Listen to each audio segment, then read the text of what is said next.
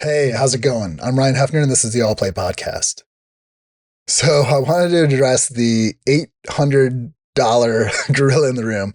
Essentially, um, a little update on starter packs and what's going on over there. So, last month I was really trying to focus on skylounge.social, which is like a Twitter Spaces alternative that I'm kind of focusing towards Blue Sky. And I really wanted to get that out by May 30th and in line with this release day thing that was going on. Well, it turns out I missed that milestone, unfortunately. And it wasn't because I wasn't trying, but it's kind of hard to run when you got like a knife in the gut and you're bleeding out. So essentially, I got into this on an earlier episode where I was talking about how starter packs ended up costing me about $500 last month for the Vercel bill for hosting the site. And that was from April 17th until May 17th. So I had to address that. I was thinking that, all right, I'm going to do a few quick little things. I noticed that the profile pages seem to be the most traffic pages on the site. I figured I have 2 million writes in the plan and 10 million reads. So that should definitely shave off some of the function requests and the function duration stuff that seemed to be the most expensive stuff that I was dealing with. And all right, I said, all right, I'm going to get those pages up. I'm going to do the incremental static regeneration on those, which essentially, it renders the page once. It incurs like whatever the function duration stuff is for that initial render. And obviously it should just pull from the reads from that point forward because it should be all cached and everything else. And I was thinking that was going to be good. Unfortunately, it doesn't look like that way. So as I kind of rolled that out and troubleshooted some of the profile and the authentication refreshing after the fact, that because it's basically rendering a logged out page and I need to basically kind of log you back in once you're on the client, assuming that you have the token available. I got all that squared away. Was looking into it. Stuff still seemed a little bit up. I was like watching these numbers still just kind of go crazy over on the Vercel side. And so then I threw Cloudflare into it, thinking maybe it would capture any sort of like weird bots or denial service or whatever else. I don't have any of the, under attack mode stuff turned on. Maybe I should turn it on to see what happens, see if some of the stuff falls out. But actually the traffic still kind of looks somewhat legit. So I didn't want to like unnecessarily impact people visiting the site or whatnot. So I didn't do any of that, but the numbers just weren't going down. If anything, they were going up faster than they were the month before, which obviously was previously $500. And so getting into it, it didn't work. The ISRs, the writes, like I said, I got 2 million. I ended up going 48 million over. So that's a total of 5 million writes. That cost me another $192. The edge request, which was, I get 10 million a month. I went over 49 million. So 59 million edge requests. That was another 125. Fast origin traffic, I get 10 or 100 gigabytes. It went over 1 terabyte. So that was another $60. Now, this is where I think my logic of like the ISRs maybe would have played out better if the function duration wasn't so crazy. I'm going to leave that one at the end because that's the real whammy. Basically, ISR reads are $10 million per month. I went over by 25, so a total of 35 million, and then only cost me $10. So I think that's where, if I could have figured out what's going on with the function duration and I turned on fluid compute, which Vercel says that kind of keeps functions warm and lets them do more stuff while they're kind of spun up.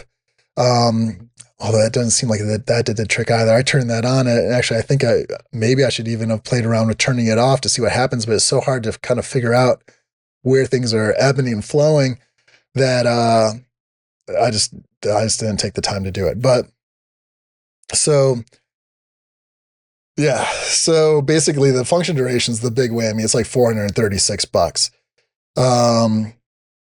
And that's only up till like June 3rd, I mean,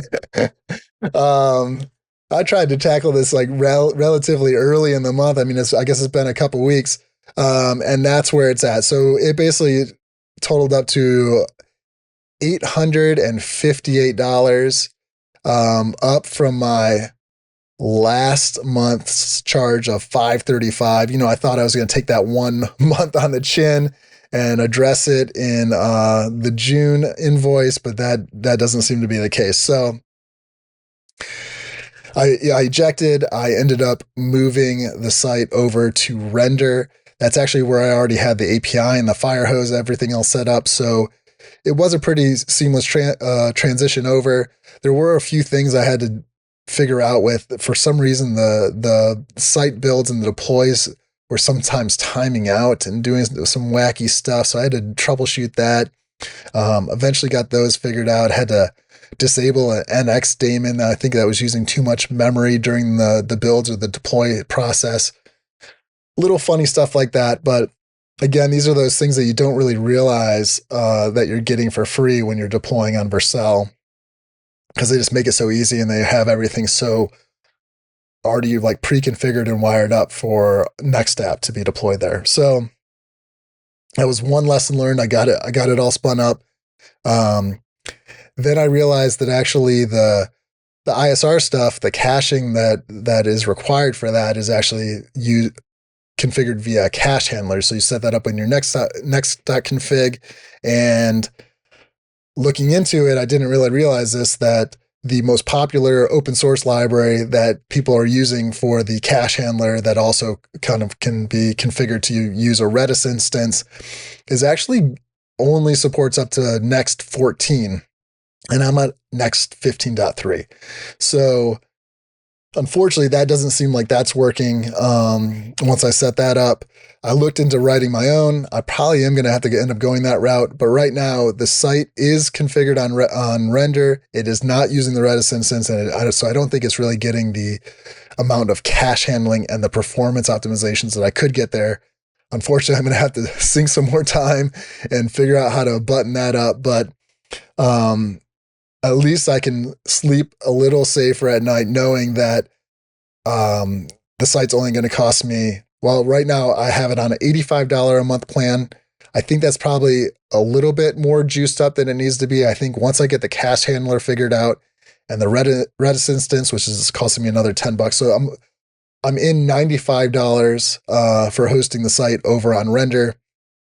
Just for the front end, mind you. I'm also paying for the API and the Firehose, but actually those things only cost me $7 a month each. They're pretty cheap and pretty light. So yeah, that's just where things are at. So at least I have the 858 or something like that. I have that down to basically $95. And I think it'll remain there. And if anything, I can get that down to the 25 plan plus the 10, so maybe $35 a month. Again, if I write that cache handler, I will open source that, share it with anyone else who's dealing with these kind of similar issues. But yeah, that's just what ended up happening. I was trying to make progress. I was trying to move forward on Sky Lounge. Actually, I mean, I don't think it's that far off, but at the same time, there's no way that I could pay any more hosting to Vercel for this site that's really not returning much. I think I want to keep it up. I don't want to have to shut this site down prematurely just because it's getting a lot of traffic and costing too much. But at the same time, there's just no way I could justify keep shelling this stuff out. So I do have a call coming up with Vercel, and I'll share anything that I find out there as far as how to optimize the site and maybe reduce the number of function duration stuff. I don't know. I mean, I don't know what more I could do other than maybe doing a little bit more of a trade-off between the data that is requested server side versus what's maybe requested client side. I've already kind of played around with that stuff. So I don't know. It's kind of a wild one, but just want to give you a quick little update on what's going on, why Sky Lounge didn't make it out last week, what I've been dealing with starter packs. Hopefully some of this stuff was interesting. Hopefully none of you have to deal with a $800 hosting bill, or if you do, you're making well beyond that to justify it. But that's just where things are at right now with starter packs. So there you go. I'm Ryan Hefner. This is the All Play Podcast. I'll be sharing some more stuff as things come up regarding starter packs and Sky Lounge and whatever else I end up working on. And you can find episodes at allplay.fm. So have a great one. Later.